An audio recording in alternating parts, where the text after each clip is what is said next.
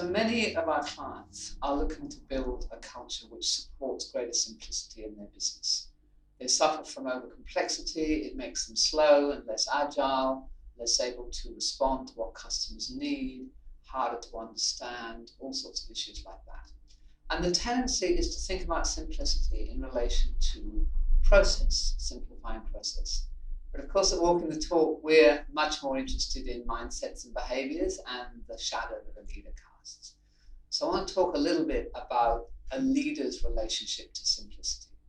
And each one of you, each one of us has a relationship to simplicity. Each one of us has ways in which we make things complex because of who we are.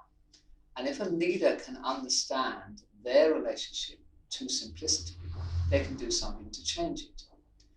And what we find is different leaders have a completely different relationship. It's based on different issues. So let me give you a few examples.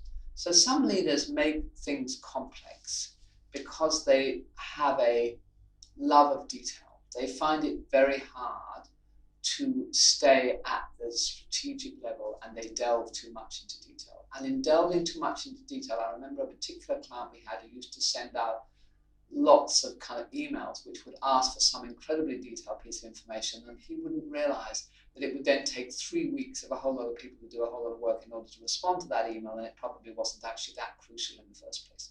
So a love of detail is one way that a leader will make complexity. Another completely different way is some people are just so incredibly intellectually smart that they have a love of the exploration of all these very complex ways of looking at things. So they're not good at just hearing a simple solution. They always add more and more and more into it, so it ends up becoming highly complex. And really what they're doing is satisfying their own love of trying to push something to a limit and see if it's got other nuances. Occasionally that's really valuable, but often it's not. So that's a completely different set of reasons for not doing well on complexity.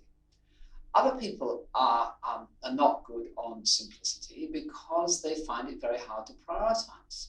Prioritization is a key element of building a simple culture. And prioritization requires trusting your own judgment, because when you make a prioritization decision, you are rejecting and not going to be doing several other things. And so sometimes there is an avoiding element to complexity, which comes from trying to do everything so that you won't end up with making a mistake and missing something. So you add complexity by covering every possibility in order to stay out of trouble. Again, a completely different reason. And a fourth one that's quite common are people who are not able to delegate.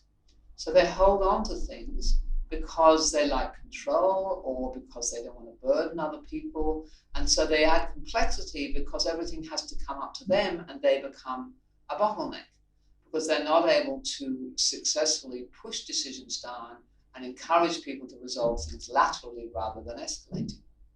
So 4 totally different reasons why a leader will increase the complexity of an organization.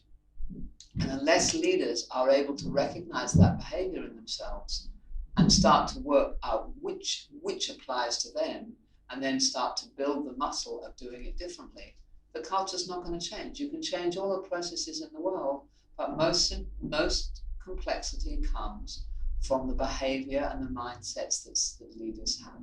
And so we always like to go in on that angle in order to get things going, and we would encourage you to do the same thing. Good luck with that.